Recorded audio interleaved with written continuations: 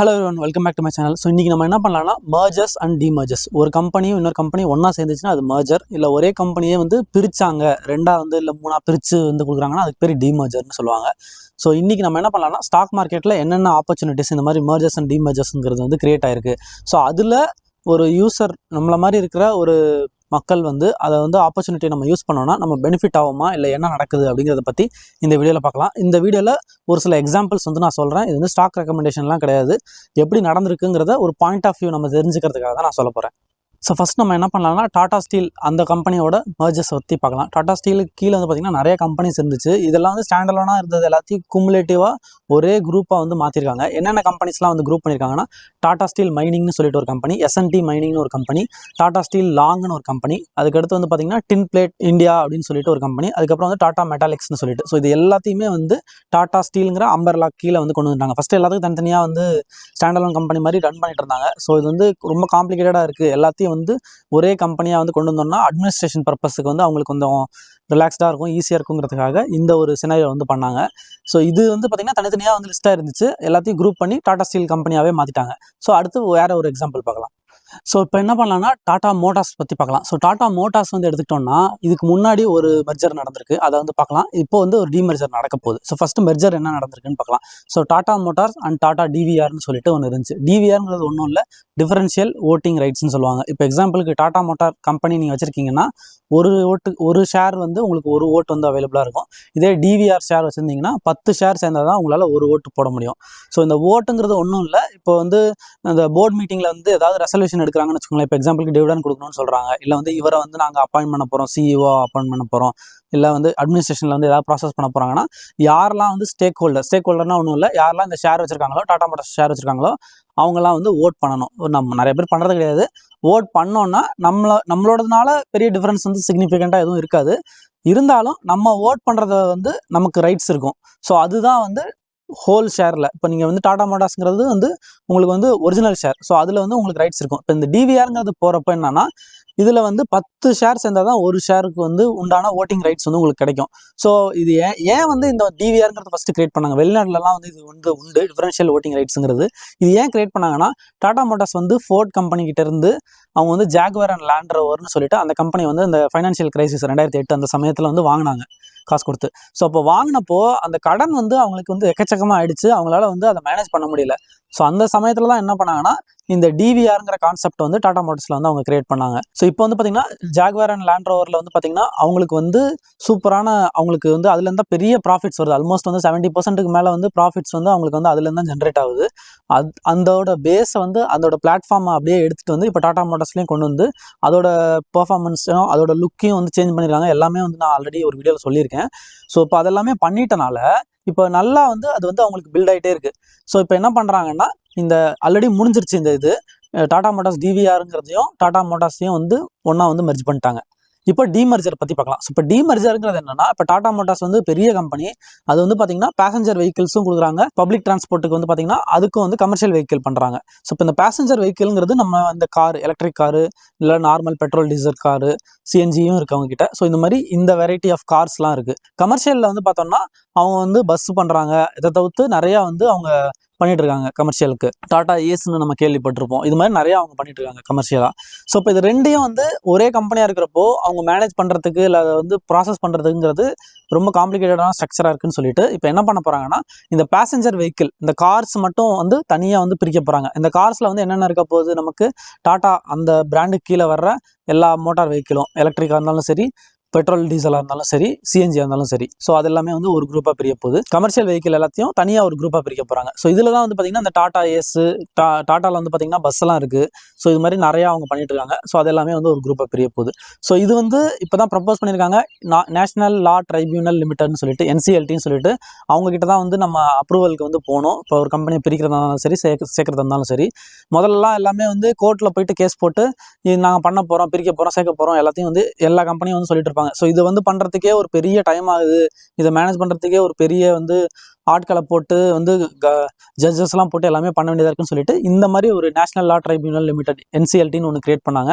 அவங்க கிட்ட போயிட்டு இப்போ இந்த மாதிரி லிஸ்டட் கம்பெனிஸோ இல்லைன்னா ஒரு பெரிய கம்பெனிஸ் வந்து அவங்க கிட்ட அப்ரோச் பண்ணுவாங்க. அவங்க வந்து எல்லாத்தையும் வெரிஃபை பண்ணிட்டு அவங்க அப்ரூவ் பண்ணுவாங்க இல்லை ரிஜெக்ட் பண்ணுவாங்க. அப்ரூவ் பண்ணாங்கன்னா இந்த இடத்துல நமக்கு வந்து பார்த்தீங்கன்னா ரெண்டாக பிரிய போகுது. ஸோ இதுதான் வந்து ஒரு ஐடியாக்காக உங்களுக்கு சொல்கிறேன். அடுத்து இன்னொரு எக்ஸாம்பிள் பார்க்கலாம். ஸோ டாடாஸ் பற்றி நான் சொல்லிட்டேன். இப்போ நம்ம என்ன பண்ணலாம், பேங்கிங் செக்டார் வந்து போகலாம். ஸோ பேங்கிங்கில் வந்து பார்த்தீங்கன்னா இருக்கிறதுலே பெரிய பேங்க் வந்து HDFC பேங்க்.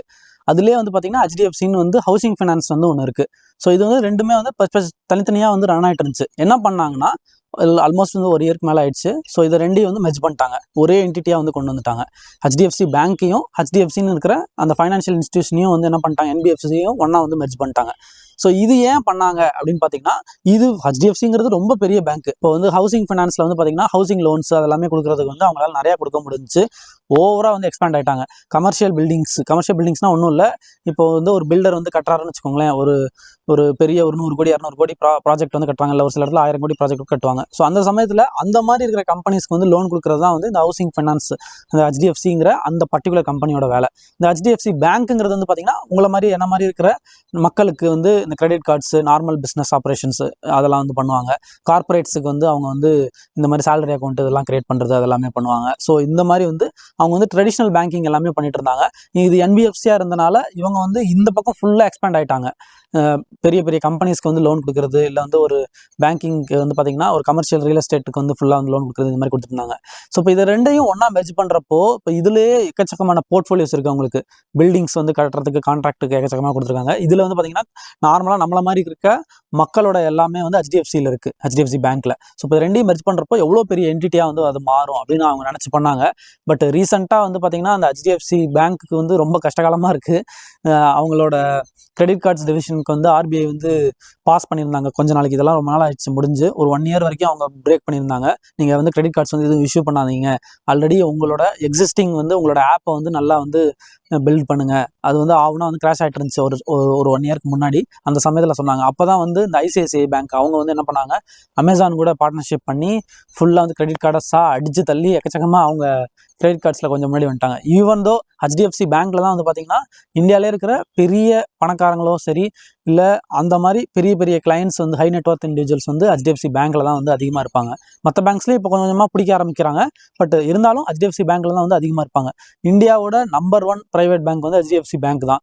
அதுக்கு அடுத்து தான் வந்து பார்த்தீங்கன்னா ICICI வரும். ஸோ இதுதான் வந்து HDFC பேங்க்கோட விஷயம் நடந்தது. ஸோ இப்போ என்ன பண்ணலாம்னா, அடுத்து இன்னொரு பேங்கிங் வந்து ஒரு மெர்ஜரை பற்றி பார்க்கலாம். ஸோ இதில் வந்து பார்த்தீங்கன்னா IDFC ஃபர்ஸ்ட் பேங்க்னு ஒரு பேங்க் இப்போ நல்லா வந்து வளர்ந்து வருது.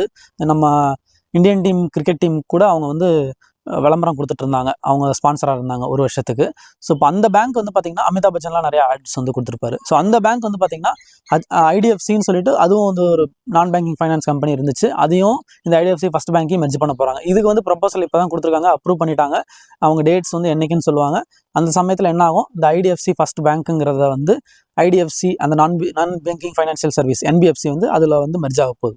ஸோ இப்போ என்ன பண்ணலாம்னா என்டர்டைன்மெண்ட் ஸ்பேஸ் வந்து போகலாம். ஸோ இப்போ இதில் வந்து பார்த்தீங்கன்னா உங்களுக்கு எல்லாருக்கும் நீங்கள் கேள்விப்பட்டிருப்பீங்க, ஸ்டார் இந்தியா டிஸ்னியோடது வந்து பார்த்தீங்கன்னா ஃபுல்லாக வந்து ரிலையன்ஸோட வியாகாம் கூட வந்து மெர்ஜ் ஆயிருக்கு. ஸோ இப்போ இது வந்து பார்த்தீங்கன்னா இது ரொம்ப நாளாக நடந்துட்டு இருந்துச்சு.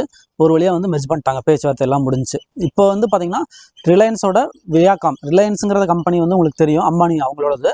அவங்க தான் வந்து பார்த்தீங்கன்னா வியாகாம் 18 சொல்லிட்டு ஒரு கம்பெனி இருக்குது, அதில் வந்து நெட்வொர்க் 18 சொல்லுவோம். ஸோ அந்த கம்பெனியில் அதிகமான ஸ்டேக் வந்து பார்த்தீங்கன்னா ரிலையன்ஸ் தான் வச்சுருக்காங்க. ஸோ இப்போ இந்த வியாகாம்க்கு கீழே தான் வந்து பார்த்தீங்கன்னா இப்போ வந்து நம்மளோட டிஸ்னி இந்தியா ஃபுல்லாக வந்து ஸ்டாருங்கிற கம்பெனி, ஸ்டார் ஸ்போர்ட்ஸும் சரி, ஸ்டார் விஜய் அது எல்லாமே வந்து பார்த்தீங்கன்னா டிஸ்னி கம்பெனி வாங்கிடுச்சு ரொம்ப நாளைக்கு முன்னாடி. அதுக்கப்புறம் தான் ஹாட் ஸ்டாருங்கிறது டிஸ்னி ஹாட் ஸ்டாராக மாறுச்சு.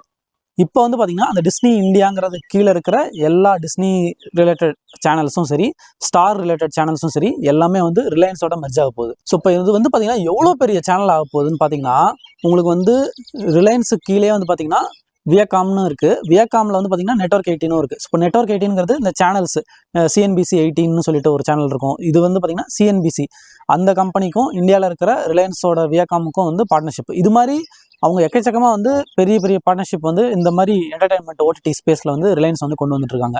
இதில் வந்து பார்த்தீங்கன்னா உங்களுக்கு வந்து டிஸ்னியோட ஹாட் ஸ்டார் அந்த ஆப்பும் சரி, ரிலையன்ஸோட ஜியோ சினிமான்னு ஒன்று இருக்குது, இதுவும் மெர்ஜ் ஆக போகுது. அது எப்போ என்ன ஏதுன்னுலாம் இன்னும் ப்ரப்போஸ் பண்ணல. இது வந்து ஜாயிண்ட் ஆகிறப்போ இந்தியாவிலேயே வந்து பார்த்தீங்கன்னா இவங்க தான் வந்து நம்பர் 1 என்டர்டைன்மெண்ட் ஸ்பேஸில் வந்து பார்த்தீங்கன்னா சேனல்ஸில் வந்து இவங்க தான் ஓடிடிலேயே வந்து நம்பர் 1 வந்து மாறிடுறதுக்கு அதிகமான சான்ஸ் இருக்குது. ஸோ என்சிஎல்டியில் இவங்க வந்து அப்ரூவல் வாங்கிட்டாங்க. இது வந்து கூடிய சீக்கிரம் 1 இயர்க்குள்ளே அது வந்து இந்த மெர்ஜர் ப்ரொசீஜர் எல்லாம் வந்து ஸ்டார்ட் ஆயிடுச்சு. நல்லபடியாக வந்து சேர்ந்துடும். ஒன்ஸ் இது சேர்ந்துருச்சுன்னா என்டர்டைன்மெண்ட் ஸ்பேஸில் வந்து ரிலையன்ஸோட வியாகாம் தான் வந்து பெரிய கம்பெனியாக மாறப்போகுது. ஸோ இப்போ இதுலேயே வந்து நான் வியாகாம் சொன்னேன் பார்த்தீங்களா, அதுலேயே வந்து 2 கம்பெனி வச்சிருக்காங்க. ஒன்று வந்து ஹோல்டிங் கம்பெனின்னு சொல்லுவோம். அதில் வந்து பார்த்தீங்கன்னா நெட்வொர்க் 18 ஒன்று இருக்குது, வியாகாம் 18 சொல்லிட்டு இன்னொரு கம்பெனி இருக்குது, வியாகாம்னு சொல்லிட்டு இன்னொரு கம்பெனி இருக்குது. இவங்களும் என்ன பண்ண போகிறாங்க, இதையும் வந்து ஒன்றா மெர்ஜ் பண்ணி ஒரே என்டிட்டியாக கொண்டு வர போகிறாங்க. ஏன்னா இவங்க நிறைய பார்ட்னர்ஷிப் பண்ணியிருக்காங்க. ஜியோ சினிமாக்கு வந்து பார்த்தீங்கன்னா வெளிநாட்டில் வந்து பார்த்தீங்கன்னா அவங்களுக்கு அந்த NBA இதெல்லாம் வந்து நடக்கும் வெளிநாட்டில். இப்போ நம்ம இங்கே எப்படி IPL நடக்குதோ அது மாதிரி அங்கே வந்து ஃபுட்பாலுக்கும் சரி பேஸ்கெட் பாலுக்கும் சரி அவங்களுக்கு வந்து அங்கே நடக்கும் NBA NFL சொல்லிட்டு. அதெல்லாமே வந்து டெலிகாஸ்டிங் ரைட்ஸ் இந்தியாவில் பூரா வந்து ஜியோ தான் வாங்கியிருக்காங்க. இந்தியன் ஃபுட்பால் லீக் வந்து ஜியோ தான் வச்சிருக்காங்க. இப்போ ஸ்போர்ட்ஸ் ஃபுல்லாக வந்து பார்த்தீங்கன்னா ஸ்டார் தான் வச்சிருந்தாங்க, ஸ்டார் இந்தியா தான் வச்சிருந்தாங்க. டிஜிட்டலும் சரி ஓடிடியும் சரி. ஜியோ வந்து கம்பீட் பண்ணி IPLோட ரைட்ஸை வாங்கினாங்க. அதில் தான் இருக்கிறதுலே பெரிய கேஷ் கவ். அதுலேருந்து இப்போ என்ன ஆயிடுச்சு, மற்றதையும் வந்து ஒன்றா வாங்க ஆரம்பிச்சிட்டாங்க. இப்போ ஜியோவும் இவங்களும் மெர்ஜ் ஆகிட்டாங்கன்னா இப்போ இந்தியாவில் ஸ்போர்ட்ஸ் சென்டர்னு வந்து பார்த்தீங்கன்னா ஃபுல்லாக வந்து ஜியோ கீழே வந்துடும், ரிலையன்ஸுக்கு கீழே எல்லாமே வந்துடும். ஸோ அப்போ வந்து பார்த்தீங்கன்னா இது எவ்வளோ பெரிய இதாக மாறப்போகுதுன்னு பாருங்களேன். ஸோ ஆல்ரெடி நான் நிறையா பேசிட்டேன், இந்த ஒன்னோட நம்ம முடிச்சுக்கலாம். ஸோ இது வந்து ஒரு ஃபெயில்டு மெர்ஜரை பற்றி நம்ம பார்க்கலாம். ஸோ இதில் வந்து பார்த்தீங்கன்னா சோனி நீங்கள் பார்த்துருப்பீங்க, சோனி லிவ், இந்த சோனி குரூப் ஆஃப் கம்பெனிஸ் வந்து இந்தியாவில் இருக்குது. அவங்க சோனி பிக்சர்ஸும் வந்து பார்த்தீங்கன்னா இந்த ஜி லிமிடெட்னு சொல்லிட்டு ஒரு கம்பெனி இருக்குது, ஜி என்டர்டைன்மெண்ட் லிமிடெட்னு சொல்லிட்டு. ஸோ இப்போ இது வந்து பார்த்தீங்கன்னா ஜி தமிழ் நீங்கள் கேள்விப்பட்டிருப்பீங்க, ஜி தமிழ் இல்லைனா வந்து ஜி ஸ்டூடியோஸ்னு சொல்லிட்டு அவங்க வந்து படமும் வந்து தயாரிக்கிறாங்க, ஜி மியூசிக் கம்பெனின்னு சொல்லிட்டு இருக்காங்க. ஸோ இந்த ஜி குரூப் எல்லாமே வந்து சேர்ந்து இந்த சோனி குரூப்போட சேர்ந்து மெர்ஜ் ஆக போகுதுன்னு சொல்லிட்டு ப்ரப்போஸ் பண்ணாங்க. இது 2021. 2024 ஆக போகுது. இது என்ன ஆயிடுச்சு, மெர்ஜர் வந்து ஃபெயில் ஆயிடுச்சு. ஸோ மெர்ஜர் வந்து பார்த்தீங்கன்னா ஃபெயில் ஆயிடுச்சு. ஏன் ஃபெயில் ஆயிடுச்சு அப்படின்னு பார்த்தீங்கன்னா, இப்போ ஜி குரூப் அவங்க தான் வந்து கண்ட்ரோலிங் ஸ்டேக் வந்து இருக்கணும், அவங்க தான் வந்து ஓனர், அந்த சிஇஓவாக இருக்கணும் அப்படின்னு சொல்லிட்டு அவங்க வந்து டிமாண்ட் பண்ணாங்க. பட் வந்து சோனி குரூப்லேருந்து பார்த்தீங்கன்னா, ஏன்னா மெர்ஜர் பண்ணுறப்போ ஜி குரூப்பு கிட்ட வெறும் 4% மட்டும்தான் வந்து அவங்க கிட்ட ஸ்டேக் இருந்துச்சு. அவங்களோட 5% ஸ்டேக்கை வந்து அவங்க வந்து பிளட்ஜ் பண்ணியிருந்தாங்க. பிளட்ஜ்னா ஒன்றும் இல்லை, கடன் வாங்கியிருந்தாங்க. கடனுக்கு பதிலாக என்னோட ஷேர்ஸை வந்து நீங்கள் வந்து நான் கடன் கட்டலைன்னா ஷேர்ஸை வந்து நீங்கள் எடுத்துக்கோங்கன்னு சொல்லிட்டு அவங்க வந்து பேங்க்குக்கோ இல்லை ஏதோ ஒரு கம்பெனிக்கு வந்து கொடுக்குறது தான் வந்து இந்த பிளட்ஜ்னு சொல்லுவோம். ஸோ இவங்க பிளட்ஜ் பண்ணிட்டனால இவங்ககிட்ட கையில் இருக்கிற ஸ்டேக்கே வந்து வெறும் 4% தான். மொத்தமாக 100% ஸ்டேக்குனா அதில் 4% மட்டும்தான் வந்து ஜி குரூப்புக்கு, ஆல்மோஸ்ட் 5%ன்னு வச்சுக்கோங்களேன், 4.99 5% மட்டும்தான் வந்து இவங்ககிட்ட ஸ்டேக் இருக்குது. மற்றது எல்லாத்தையும் அவங்க வந்து ஒரு 5% பிளட்ஜ் பண்ணியிருக்காங்க. மற்ற ஸ்டேக்கே அவங்ககிட்ட கிடையாது. அவங்ககிட்ட அதிகபட்சமாகவே வந்து 9லேருந்து 10% தான் ஸ்டேக் இருக்குது. ஆனால் வந்து கண்ட்ரோலிங் ரைட்ஸ் வந்து எனக்கு வேணும்னு சொல்கிறப்போ அது பெரிய நிறையா முன்ன பின்னா பேசி கடைசியில் சோனி வந்து எப்பா உங்க கூட எனக்கு மெர்ஜரே வேண்டாம்னு சொல்லிட்டு ஜியை விட்டு கழட்டிக்கிட்டாங்க. ஸோ இப்படி பிரிஞ்ச உடனே வந்து பார்த்தீங்கன்னா இப்போ ஜிக்கு தான் இது வந்து பெரிய வந்து மிஸ்டு ஆப்பர்ச்சுனிட்டி. சோனிக்கு பிரச்சனை இல்லை. சோனி வந்து பார்த்தீங்கன்னா அவங்களுக்கும் பார்த்தீங்கன்னா சோனி மியூசிக் கம்பெனி இருக்குது அவங்களுக்கு. இதுக்கடுத்து வந்து பார்த்தீங்கன்னா அவங்களுக்கு வந்து ஃபுல்லாக வந்து சோனி லிவ்னு ஒரு ஆப் இருக்குது. இப்போ இது அவங்க சேர்ந்துருந்தாங்கன்னா இவங்களும் வந்து ஒரு பெரிய பிளேயராக வந்து மாறி இருப்பாங்க. ஸ்டார் விஜய் வந்து பார்த்தீங்கன்னா நம்ம தமிழ்நாடுல அதுதான் வந்து நம்பர் 2ல் இருக்கும். சன் வந்து நம்பர் 1ல் இருப்பாங்க, ஸ்டார் வந்து நம்பர் 2ல் இருப்பாங்க. இல்லை நெக் இவங்க தான் வந்து வந்துகிட்டே இருப்பாங்க. இப்போ ஜியும் வந்து பார்த்தீங்கன்னா ஜி தமிழும் வந்து பார்த்தீங்கன்னா நல்லா வந்து சேனலும் நல்லா பில்ட் ஆகிட்டு இருக்கு. இப்போ கலர்ஸுங்கிறது வந்து பார்த்தீங்கன்னா நம்மளோட ஜியோவோடது. ஸோ இப்போ இவங்க இவ்வளோ கம்பீட் பண்ணுறப்போ இவங்க 2 பேரும் மெர்ஜ் ஆயிருந்தாங்கன்னா வேறு லெவலாக அவங்களுக்கு ஆப்பர்ச்சுனிட்டி கிடச்சிருக்கும். அவங்க அதை மிஸ் பண்ணிட்டாங்க. ஸோ இந்த நிறையா கேஸ் ஸ்டடிஸ் வந்து நான் இன்னைக்கு சொல்லியிருக்கேன். உங்களுக்கு பிடிச்சிருக்கும்னு நான் நம்புகிறேன். உங்களுக்கு வந்து இதில் எது இன்ட்ரெஸ்டிங்காக இருக்குங்கிறத வந்து கமெண்ட் செக்ஷனில் மென்ஷன் பண்ணுங்கள். ஸோ இந்த வீடியோ பிடிச்சிருக்கு, புதுசாக ஏதாவது கற்றுக்கிட்டீங்கன்னு உங்களுக்கு தோணுச்சுன்னா லைக் பண்ணுங்கள். யாருக்கு இந்த வீடியோ யூஸ் ஆகணும்னு உங்களுக்கு தோணுதோ அவங்களுக்கு வந்து இந்த வீடியோ ஷேர் பண்ணுங்கள். நான் அந்த மாதிரி பேசுகிறேன், உங்களுக்கு பிடிச்சிருக்கு, இந்த மாதிரி வீடியோஸ் கண்டினியூஸாக நீங்கள் பார்க்கணும்னு நினச்சிங்கன்னா சப்ஸ்கிரைப் பண்ணிவிட்டு பெல் ஐக்கானில் வந்து ஆளுங்கிறத எனேபிள் பண்ணிக்கோங்க. ஸோ நாளைக்கு நான் உங்களுக்கு இன்னொரு நல்ல வீடியோவில் வந்து பார்க்குறேன். பை.